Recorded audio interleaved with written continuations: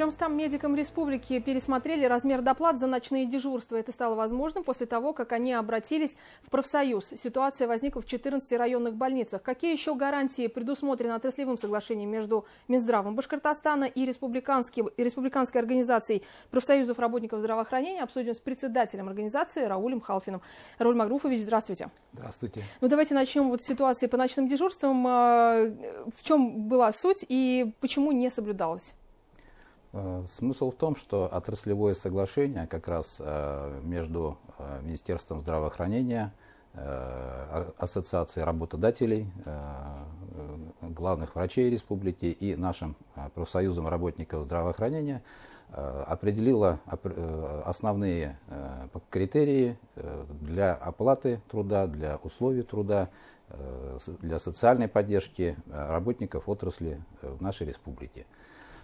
Когда наш профсоюз проанализировал соответствие этих оплат и выполнение этих условий, мы обнаружили, что вот как раз в 14 организациях они не соблюдались в части оплаты за ночную работу выездным бригадам скорой помощи, оказывающим именно экстренную помощь. Такая работа была проведена, в организации мы направили предписание, и в течение этого года вопросы были решены последовательно во всех организациях. И доплаты за ночную экстренную работу повысились от 20% до 50%, как и предусмотрено отраслевым соглашением. Рауль Магруфович, весь мир целый год боролся с пандемией коронавируса, ну и плюс борьба еще не окончена. Вот вы следите за тем, в каких условиях работали медики. Что вас больше всего удивило во всей этой ситуации? И, как вы считаете, чему нас это все научило? Ну, прежде всего, конечно, срочность и неожиданность тех вопросов, да, которые возникли вот с началом эпидемии. Казалось бы, слышали, да, что эта проблема идет, но, конечно, когда она уже коснулась буквально конкретных медицинских организаций, вопросов возникло очень много и потребовалось просто вот в оперативном режиме в течение часов и дней перестраивать практически всю работу нашей системы здравоохранения. Задача была сложнейшая. Конечно, были вопросы и по обеспечению средствами индивидуальной защиты медиков. На этом этапе как раз профсоюз в первую очередь поддержал именно решая эту проблему и обеспечением и халатами, и костюмами, и масками, и дезинфицирующими препаратами и так далее. Параллельно с тем, как приспосабливалась наша система здравоохранения, мы помогали решать вопросы оформления трудовых договоров, потому что возникло много передвижения кадров из больницы в больницу, изменение условий труда. Все эти вопросы контролировал наш профсоюз, работала горячая линия. Именно в первые месяцы апрель, май был просто шквал обращений. Мы давали ответы, разъясняли вопросы, помогали оформлять документы. И те проблемы, которые мы видели, слышали, мы озвучивали и Министерство здравоохранения, и в правительство республики. Вопросы оперативно рассматривались и решались. Вот эта оперативность, она, конечно, впечатлила. Это первое. Ну а второе, это, наверное, и самое главное, это то, готовность медиков идти на борьбу с этим коварным врагом. Ну, медики, я подчеркиваю, герои не только вот в этом году, в прошедшем году. Их труд всегда героический, даже в повседневной работе. И мы стараемся это донести всем нашим людям. Как вы оцениваете прочность республиканской системы здравоохранения?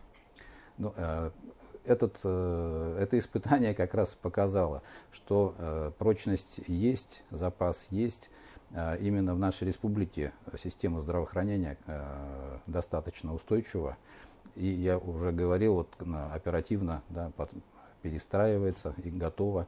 И сейчас, как вы слышите, есть постоянный контроль наличия и коек для лечения больных, есть резервы, то есть эта система работает.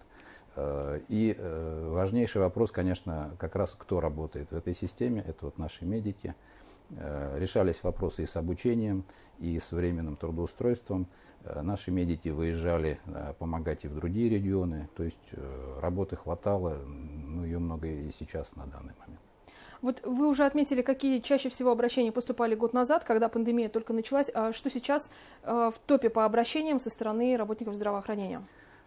Да, первое время вопросов было больше именно по организации труда, по оформлению новых трудовых, так скажем, условий, по охране, по обеспечению средствами индивидуальной защиты. В дальнейшем прибавились вопросы по оплате труда, а также по выплатам, страховым выплатам переболевшим COVID-19 медикам. Все эти вопросы решались. В целом, только специалистами нашего Рискома рассмотрено более 5000 таких вопросов, обращений. А если первичными организациями на местах, председателями нашего профсоюза, это около 9000 работников отрасли, то есть в целом это порядка 14, около 15 тысяч работников отрасли получили консультацию, а в большинстве случаев и конкретную помощь. И по решению вопросов оплаты труда, в том числе ковидных выплат, и по оформлению документов и их продвижению для получения страховых выплат из Фонда социального страхования. Рауль Магруфович, давайте обсудим программу страхования сотрудников системы здравоохранения, то есть это когда компенсируется ущерб во время работы выездных бригад, да? Вот здесь какую картину вы видите и в динамике что показывает статистика? Статистика показывает, что проблема есть и проблема нарастает. Ну, мы все знаем, кто приходит в первую очередь к нам на помощь в срочных вопросах, это скорая помощь. Их работа связана и с передвижением, и в транспорте, и пешком, и с срочностью вопросов, и с физическими, и с эмоциональными нагрузками.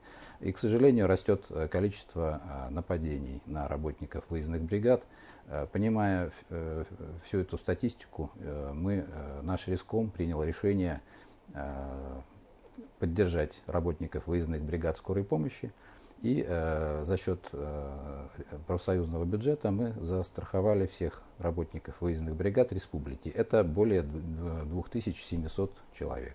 О каких суммах идет речь? Все они получили сертификаты именные на случай получения травм и при несчастных случаях при исполнении служебных обязанностей. Суммы различные, это от 5000 в случае легких травм без потери трудоспособности, ну и так далее, там, до 80 000 в случае серьезных травм с ущербом для здоровья. Рауль Магруфович, сейчас идет реорганизация скорой помощи, да, объединяется в единую систему по всей республике, по муниципалитетам. Как идет этот процесс?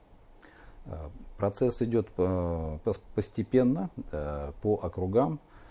Мы уже подключались в нескольких округах, где такое объединение, централизация прошли. Да, есть вопросы. Какие? Безусловно, есть волнение у самих работников. Мы совместно с администрациями медицинских организаций стараемся разработать в каждом конкретном случае конкретный алгоритм объединения.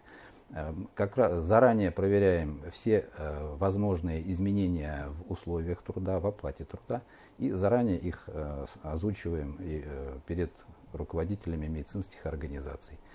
Большинство вопросов решается, хотя, конечно, есть непростые, это связанные со спецоценкой условий труда, но в основном вопросы решаются. И самое главное, мы добиваемся отсутствия сокращений работников, то есть они переходят на новое место работы в штат другой организации, продолжая выполнять свои обязанности. Социальный пакет для работников системы здравоохранения включает и досрочную пенсию для тех, кто трудился в скорой помощи Уфы, например. Да? В чем здесь суть? Досрочная пенсия – это как раз за то, что работа напряженная, сложная и приносит определенный вред здоровью. На сколько лет раньше человек может выйти? И какие категории? Категории установлены, да, то есть медицинские работники, соответственно, должностям и условиям работы. и результатом оценки условий труда, которая проводится сейчас во всех организациях. Но при этом есть проблемы, связанные с названием должностей, с названием медицинских организаций и так далее, которые были и в прошлые годы. То есть сейчас, когда работник оформляет пенсию, оказывается, что его должность не подходит под перечень установленный. Так случилось с работниками Уфимской скорой помощи, когда к ним присоединили функции Центра медицины катастроф, и, соответственно, название изменилось и не стало соответствовать перечню для льготной пенсии. Решение само по себе понятное и оправданное, но вот этот вопрос, да, пришлось решать индивидуально. Пока за последние 4 года мы помогли 14 работникам Уфимской скорой получить льготную пенсию, пока через суд. Учитывая, что эта проблема достаточно системная и касается более чем 1000 человек, мы обратились с предложением решить этот вопрос в Министерство здравоохранения Российской Федерации. Если коротко, у нас остается очень мало времени. Как оказывается помощь медикам, которые переболели COVID-19 и выполняли свои профессиональные обязанности? И что сейчас важно сделать для медиков со стороны общества, на ваш взгляд? Во-первых, наш профсоюз, пока еще решался этот вопрос в целом на федеральном уровне, уже начал оказывать помощь переболевшим медикам, точнее даже работникам отрасли, не только медицинским работникам, но и прочему персоналу, и уборщицам, буфетчикам, и так далее, водителям. Параллельно мы обратились в правительство нашей республики с предложением расширить перечень выплат как раз прочему персоналу, что было поддержано. Наш профсоюз оказывает помощь оперативно, то есть именно в первые дни в процессе даже лечения, когда работник в этом нуждается. В дальнейшем мы помогаем работникам получить страховые выплаты с помощью налаженного взаимодействия с Фондом социального страхования. Наш специалист в рабочей комиссии в этом фонде, то есть мы напрямую и персонально решаем большинство вопросов. Что нужно сделать обществу, чтобы поддержать медиков сейчас? Буквально 2 предложения. Медики все-таки устали. Да, это показывают данные наших опросов. Они сами говорят, что хорошо бы просто отдохнуть и оздоровиться. Часть медиков уже получили сертификаты для санаториев, но переболевших достаточно много, поэтому мы предлагаем рассмотреть вопрос для оздоровления, в первую очередь, хотя бы тех, кто переболел в тяжелой и средней форме. Это, конечно, либо санаторное лечение, либо в нашей профилактуре дневные стационары. Спасибо вам большое, Рауль Магруфович. Сегодня вместе с нами гостем программы интервью в эфире главного телеканала Республики был Рауль Халфин, председатель Республиканской организации Башкортостана профсоюза работников здравоохранения России. Мы говорили о том, как работали медики весь пандемийный 2020 год и какая ситуация сейчас. Не переключайтесь, оставайтесь вместе с нами.